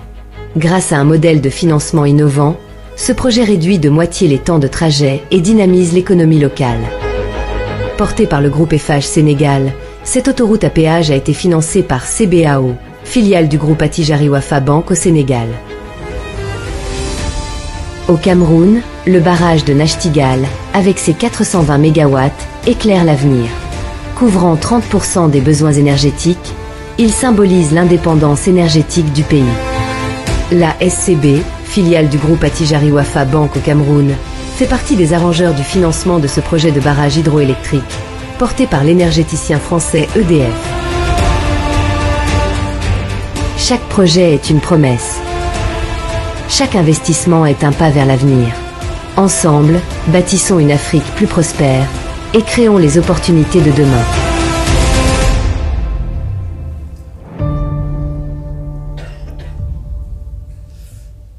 Voilà donc un petit exemple de projets qui ont été faits en Afrique il y a moins de 2 ans. Voilà. Donc c'est un petit film qui est, je pense, illustre cet afro-optimisme dont Attijari veut promouvoir l'idée. L'Afrique bouge, elle investit. La plupart de ces projets ont été financés par des banques locales, sans intervention de banques internationales, donc des financements en monnaie locale, qui, bien évidemment, ne soumet pas ces projets à des risques de change alors qu'ils auraient pu être financés par des investisseurs des banques internationales. Ce sont des projets innovants à chaque fois qui utilisent les technologies les plus avancées, notamment en matière environnementale, et qui donc mettent l'Afrique au même niveau, si ce n'est à un niveau supérieur, dans un certain nombre de projets par rapport à d'autres pays, notamment les pays européens. Je prendrai simplement l'exemple de l'usine de dessalement d'eau de mer à Casablanca, qui est l'une des plus grosses, qui va être la plus grosse usine de dessalement. 300 millions de mètres cubes d'eau potable qui sera générée par cette usine. Eh bien, l'énergie utilisée par cette usine sera une énergie éolienne et une énergie solaire. Il n'y aura pas d'énergie carbonée qui viendra alimenter cette usine. Voilà, donc c'est quelques exemples. Certes, ce ne sont pas des exemples de projets, de petits projets, ce sont des grands projets, mais je pense aussi qu'il faut en parler. C'est important aussi. L'Afrique a besoin, pour se développer, de ces projets structurants en matière d'infrastructure. Il y a d'autres sujets aussi dont je voulais vous parler, qui sont importants en termes d'innovation. Le premier concerne un projet très important, qui est le projet de la ZLECAf, qui est un projet d'union douanière en Afrique et qui vise à créer un marché commun d'1,3 milliard d'habitants. Et les pays africains, la plupart des pays africains se sont mis d'accord pour baisser progressivement leurs droits de douane, de manière à favoriser le marché africain et les échanges intra-africains qui sont aujourd'hui très réduits. On sait par exemple aussi en Europe, les échanges intra-européens sont très importants et ça fait partie c'est un élément important de la croissance européenne. Et bien, ce sera la même chose en Afrique avec la mise en place de la ZLECAf. Donc un élément politique et diplomatique très important en termes d'innovation. L'autre point aussi qui est important et qui, à mon avis, est un autre élément illustratif de l'innovation et de la manière dont l'Afrique avance, c'est bien évidemment tout ce qui concerne l'inclusion financière, dont là aussi Attijari essaie de promouvoir l'idée à la fois au Maroc mais aussi en Afrique à travers un certain nombre d'exemples. Le premier exemple que je prendrai, c'est un exemple qui appartient au Maroc, où la banque a développé un concept de centre d'affaires entrepreneurial, où les entrepreneurs de petites ou les auto-entrepreneurs sont accompagnés par des équipes de la banque pour leur apprendre à gérer leur entreprise, à utiliser leur compte bancaire et à lever des financements. Et puis aussi, on a récemment permis ou développé nos applications mobiles, puisque le mobile money aujourd'hui en Afrique est très important, vous le savez, c'est une des innovations africaines d'ailleurs, qui est un exemple que le monde a envie. Donc on a développé l'utilisation de nos plateformes mobiles au Maroc en mettant en place le Darija. Donc maintenant l'application est utilisable en arabe Darija. Et on est en train aussi de développer le même concept au Sénégal, où l'application de la banque sera utilisable en Wolof. Aujourd'hui, elle est en français, mais elle sera dans quelques semaines en Wolof. Voilà.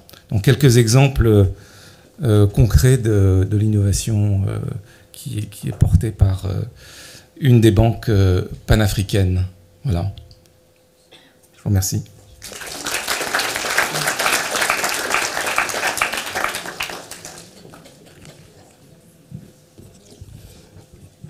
Merci, monsieur Avart.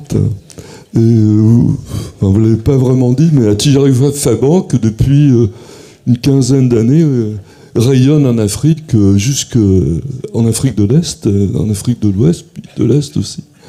J'étais, il y a 10 ans, à la création du Club Afrique d'Attijari Fabank à Casa, avec Mohamed El Ketani, votre PDG. Et depuis, l'essor, d'ailleurs, comme généralement du Maroc, est formidable. Bravo.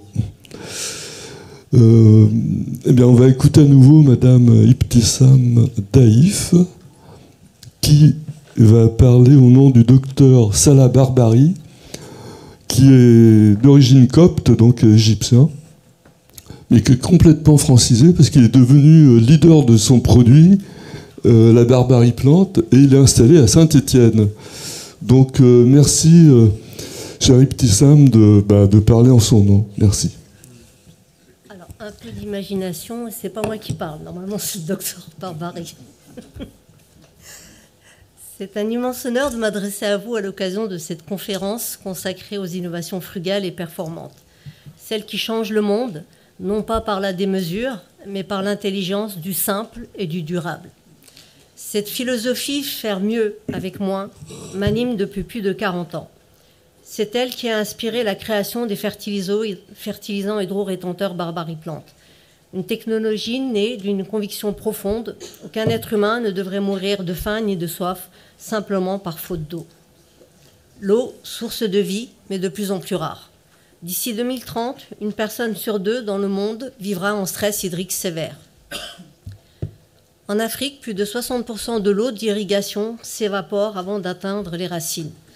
Et pendant que la population du continent double, les ressources, elles, se raréfient. Face à ce défi, j'ai voulu imaginer une solution simple, accessible et durable. Un fertilisant capable de retenir l'eau, de la restituer lentement et de multiplier les rendements tout en divisant les consommations. Plus qu'une invention, c'est une vision. En 1987, ce concept fut breveté et récompensé par la médaille d'or du Salon international des inventions de Genève, décerné par l'Organisation mondiale de la propriété intellectuelle. Mais au-delà du prix, ce fut la reconnaissance d'une vision, celle d'une agriculture qui nourrit sans détruire, qui protège tout en produisant et qui redonne espoir là où la sécheresse semblait tout condamner. Des résultats concrets sur tous les continents. Aujourd'hui, Barbarie-Plante est utilisée dans plus de 85 pays à travers le monde. Au Maroc, ils avaient permis de sauver des vergers d'agrumes menacés par la sécheresse. En Tunisie, la consommation d'eau a baissé de 70% pour les tomates, betteraves et oliviers, tout en augmentant les revenus des producteurs. Au Sénégal et en Côte d'Ivoire, nos projets pilotes de reboisement ont triplé le taux de survie des jeunes plants, même dans des zones semi-arides. Au Burkina Faso, la technologie a reçu récemment le référencement officiel du ministère de l'Agriculture, reconnaissant son impact sur la sécurité alimentaire nationale. En Chine, elle est désormais utilisée à grande échelle pour la culture du maïs afin de renforcer la productivité et d'économiser l'eau. Au Brésil, elle a permis de sauver des millions d'orangers menacés par la maladie du dragon jaune, véritable fléau pour les agrumes. Et bien d'autres pays l'ont adopté avec succès. Qu'ils me pardonnent de ne pas tous les citer ici, leur confiance, leurs résultats et leurs récoltes parlent pour eux. De la petite exploitation au grand domaine agricole, Barbarie-Plante s'adapte à tous les sols, à tous les climats et à tous les rêves. Elle permet de réduire la dépendance aux importations alimentaires, de préserver l'eau, de protéger les sols et de créer des emplois locaux. Barbarie-Plante est un levier de résilience et un modèle d'agriculture durable à la portée de tous. Nos partenaires et moi-même rêvons aujourd'hui d'un programme panafricain de gestion intelligente de l'eau agricole, fondé sur des technologies frugales comme Barbarie-Plante et sur d'autres innovations locales créées par et pour les Africains. Un programme soutenu par des États, les institutions et les entreprises pour faire de l'Afrique le laboratoire mondial de l'innovation durable. L'eau est rare, mais l'ingéniosité humaine est infinie. Barbarie-Plante n'est pas seulement une invention, c'est une promesse d'avenir, celle d'une agriculture productive, écologique et solidaire. Mesdames et messieurs, nous vous invitons à devenir les partenaires, les relais, les ambassadeurs de cette démarche.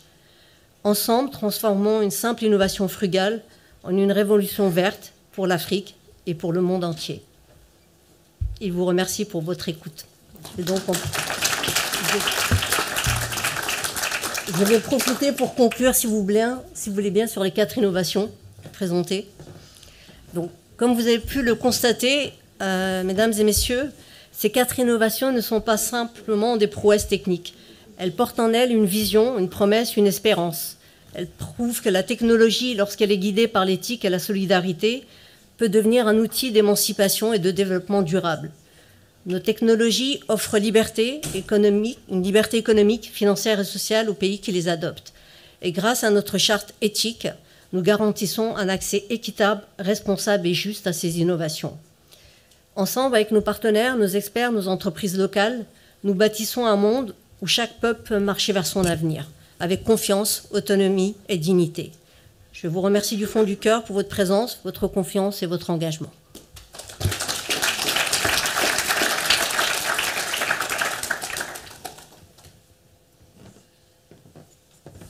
Merci, Petit Sam.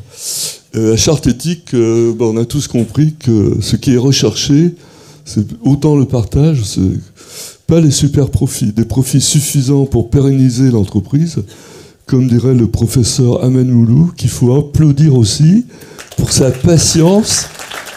Il est le dernier à parler, mais c'est normal parce qu'il va nous faire la démonstration que tout ça est très intéressant et le retour sur investissement est formidable. À vous, professeur.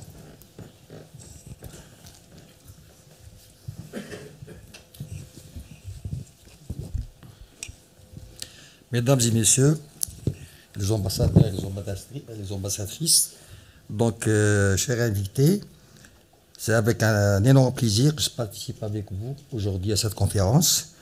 Après les prestations, je dirais, passionnantes des différents intervenants, expliquant les différentes, je dirais, démarches, les différentes, je dirais, définitions par rapport à l'innovation frugale.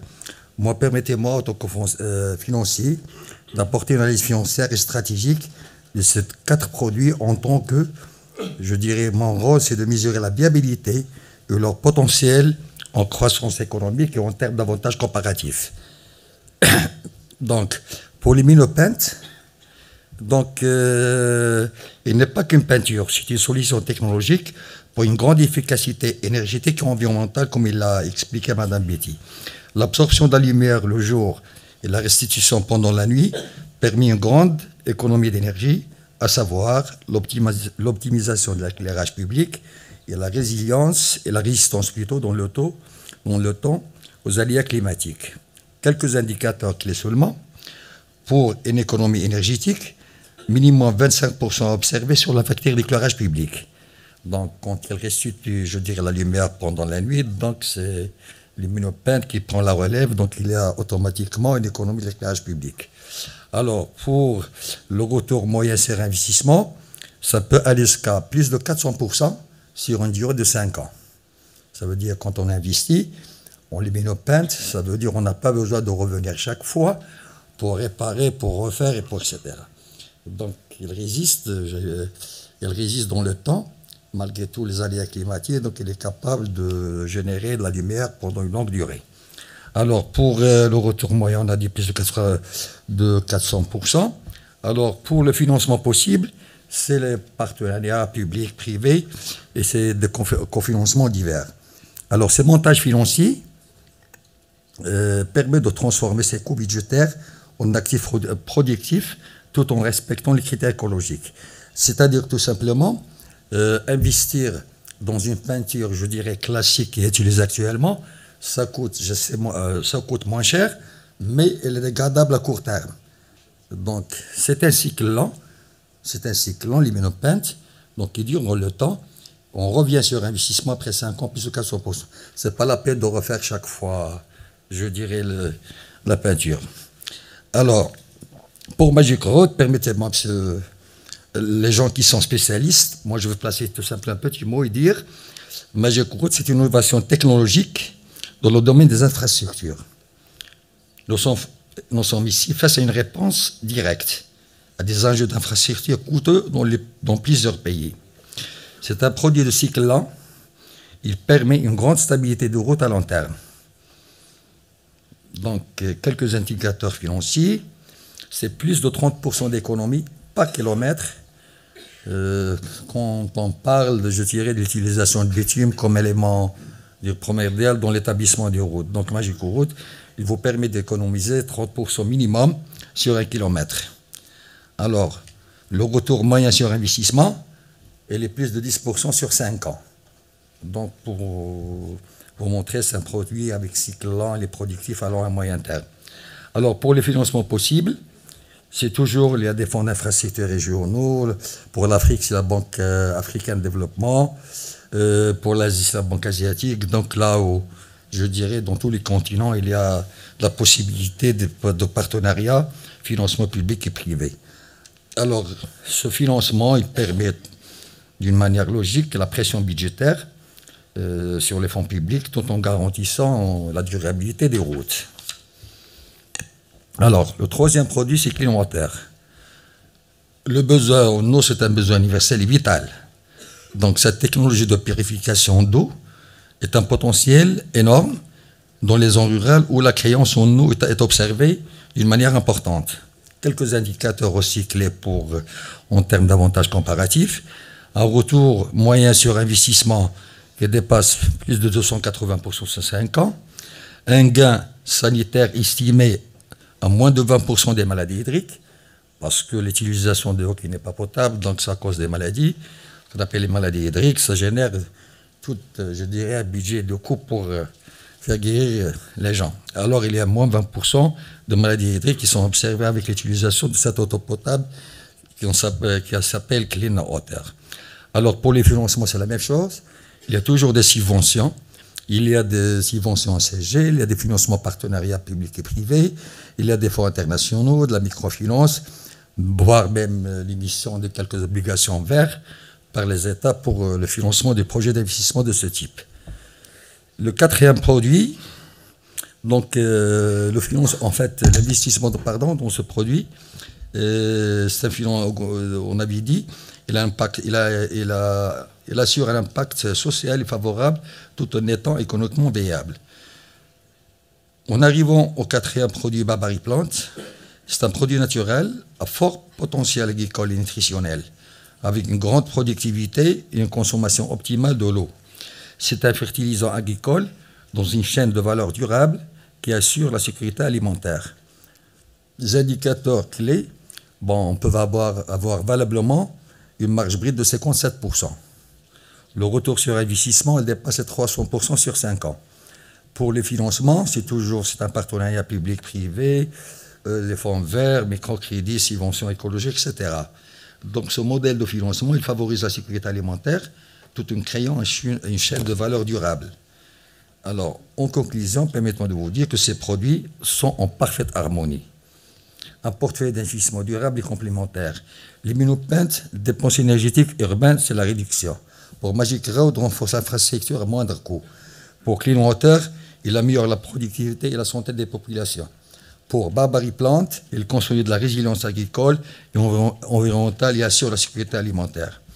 Alors, ces modèles de financement hybrides réservés à ces produits constituent une opportunité appréciable d'investissement, tout en offrant une voie de rentabilité à moyen et long terme, en réduisant la pression sur le budget public.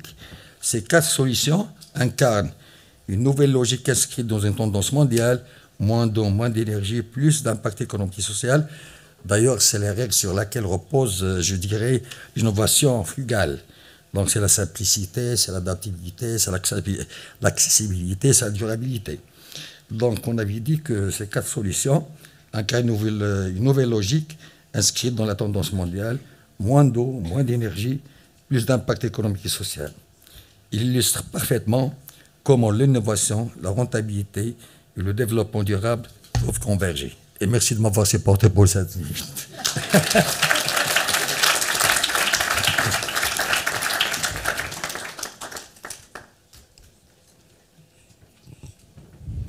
Merci, cher Ahmed.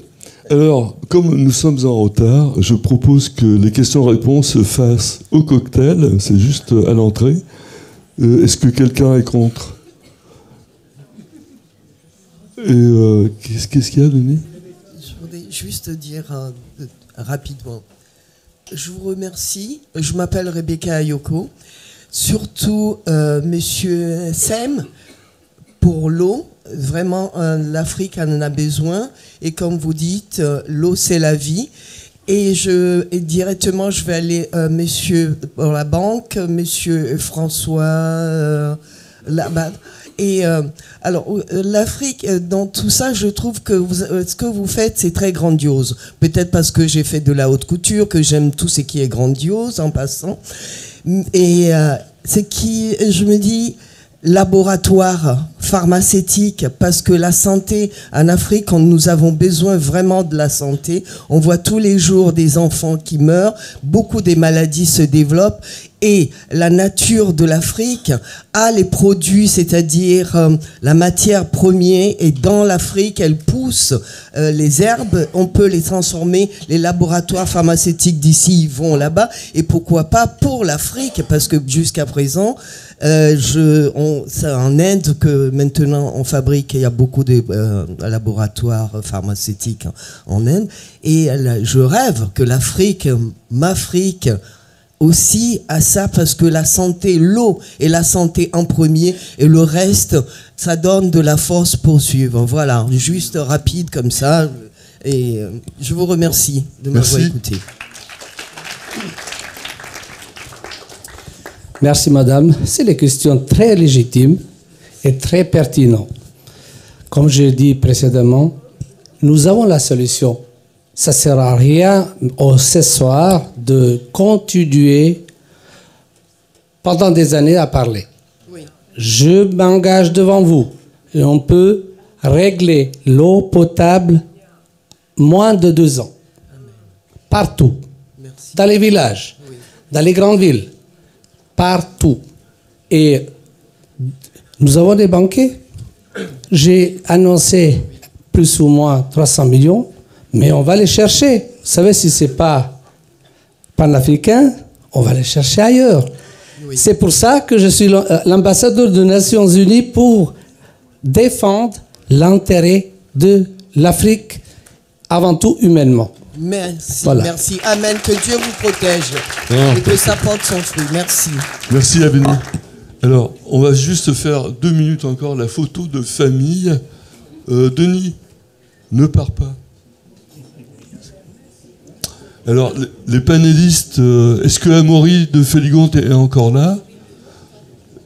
Et puis, Denis Deschamps.